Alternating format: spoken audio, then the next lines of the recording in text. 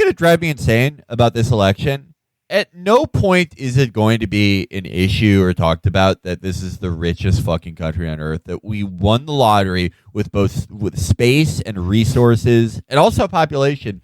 And people are like, well, desanitizing wipes will be back in July. That we're a completely inept country, that everything we had, we traded away, and the average person's life is no fucking better for it. The thing the election is going to be about will be how much can I get the average person to fucking bitch about China, something that's not who did this to you. Or how much can I get the person to care about if there's dignity in the White House and global leadership? Like, those fucking mean anything either. We had global leadership. That's when we fucking gave away all the supply chains and everything. And that's why we can't make enough fucking paper masks in this dog shit country that can do nothing. This fucking shitty husk of a dog shit fucking country. You put all the money into what? Like, aircraft carriers whose main job is getting lost? That won't be an issue. Just these intangible fucking bullshit things that don't affect anyone's life.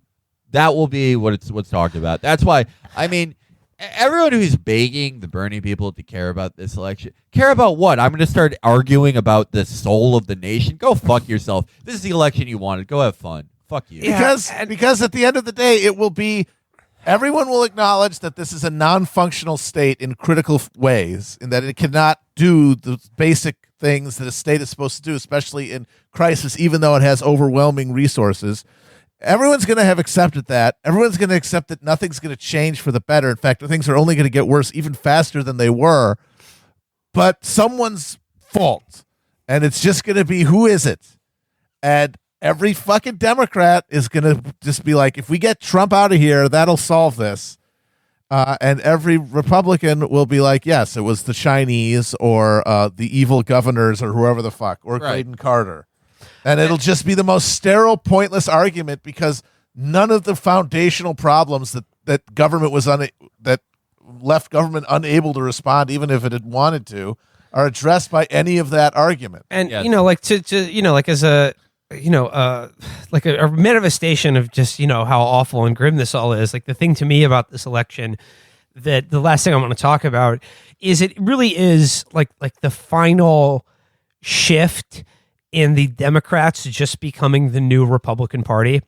And what I'm talking about is something that happened, we've talked about this before. It's happened in the past, but just like there was another round of Democrats praising George W. Bush and just basically saying, wouldn't it be, we may have disagreed with him, but wouldn't it be good if we had competent leadership in this country again?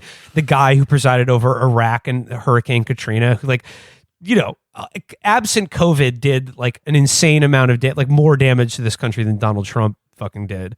That's what specifically makes me mad about the Bush thing. Obviously the main thing of his presidency was Iraq, but if you're pointing to him as Captain Job interview did, he wouldn't let a public health crisis spiral out of here. It's do you remember what Katrina was, if anything, but a fucking domestic crisis? The same people that call you racist if you're not for Joe Biden. Yeah, exactly. Or they'll say obviously I'm aware of George Bush's many international war crimes, of which I hope he faces justice for, but just purely in the domestic realm, the idea he was a decent man who wouldn't turn his back on thousands of Americans dying and suffering. It's we all saw that on TV. Yeah, remember his fucking cunt mom in the Superdome being well, these people were living in the fucking streets before, so this actually have a good deal for them. What a demonic family! Explain to me how they're any better than the Trumps?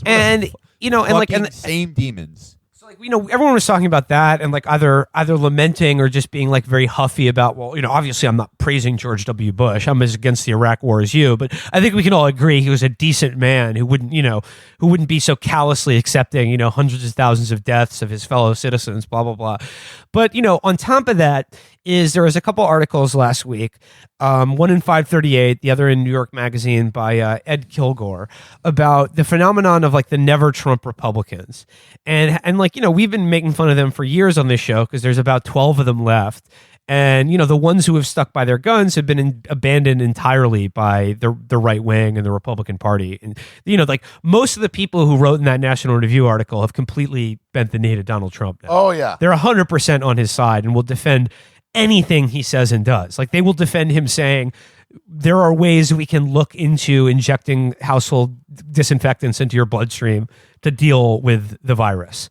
He just, when he said, yeah, maybe there's a way we can make that work. They said, well, look, he wasn't literally suggesting that you should drink bleach or inject it into your fucking arm.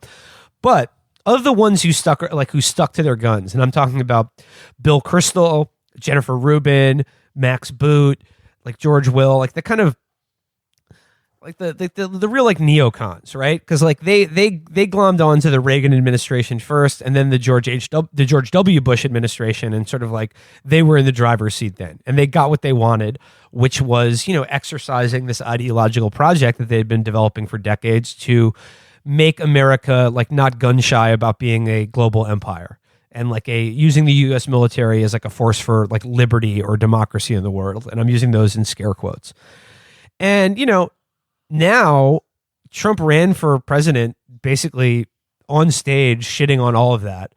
And none of the Republican voters cared. And in fact, anything, they've also moved on from any idea that like the U.S. I'm not saying that they're against war, but they would be against any war fought on the pretense of like helping other people or building a democracy. They're just for a war where the president would just openly say, we're invading this country to steal its fucking oil or natural resources, right? Yes. So like the idea was that like, despite being like numerically fairly small, the Never Trump Republicans have actually become a pretty important faction in the Democratic Party, or like they're exercising a good deal of influence now, or like people are seeking to court them, through policy or whatever. And my response to that is that these people have not become a faction in the Democratic Party. They are the Democratic Party. They are officially the Democratic Party now. Like there is no other wing. I mean, you could look at it and say, well, like the more progressive Sanders wing, I guess you might want to call it, would make up maybe even 30 or 40% of the actual Democratic voting base. But they've just been, put in the fucking ground. They've been done away with entirely. And what we're left with is Jennifer Rubin will have more leverage over a Biden administration than any of these progressive groups currently clamoring for him to do better. And like, that's not an accident. It's because these are all the same fucking people. They believe the same thing. The Never Trump Republican faction is just the Democratic Party.